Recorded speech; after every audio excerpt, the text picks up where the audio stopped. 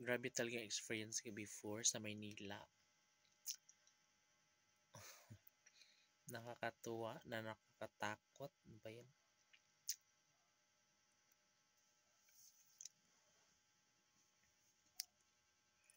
Tapos, saan ba ako na-assign nun? Doon sa may Gate 3. Yung sa mga army ba na mga ano, na area sa Gate 3. Merong tindahan doon. Doon ako nag-duty. So, hindi ko talaga siya makalimutan kasi nung last na duty ko doon, pandemic, yun yung huli ko na dutyhan. Oo. Yun yung tindahan na huli kong na-dutyhan. Tapos, pandemic. Tapos, wala na kaming pasok buong isang taon. That time, no? Tapos, hindi na ako nakakabalik nun kasi nung after 1 year, yes, December na yun, doon ako inilagay ura mismo sa SNR ng Monumento.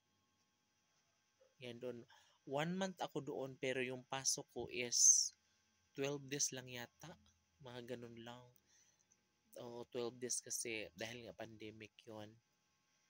So although maganda naman yung ano kasi walang traffic nga, sobrang maluwag. At saka MRT yung gamit. Yung sinasakyan ko MRT.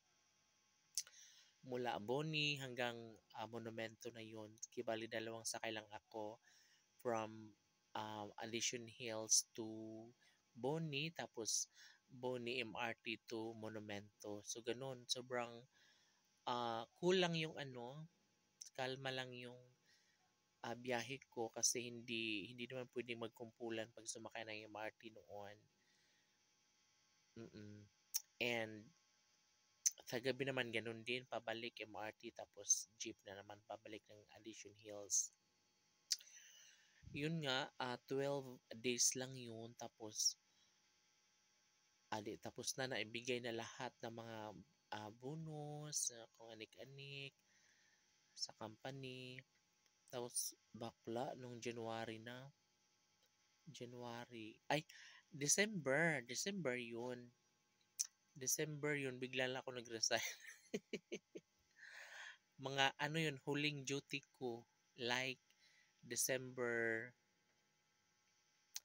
nasa December 30 mas siguro yun, or 29, gano'n. O kasi yun yung huling pasok.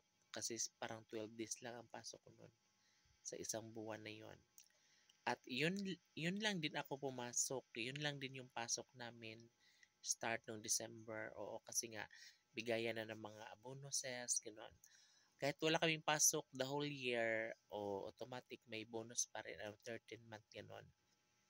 Tapos yung pasok ko noon is yun lang yung buwan ng December na 12 days. Oo.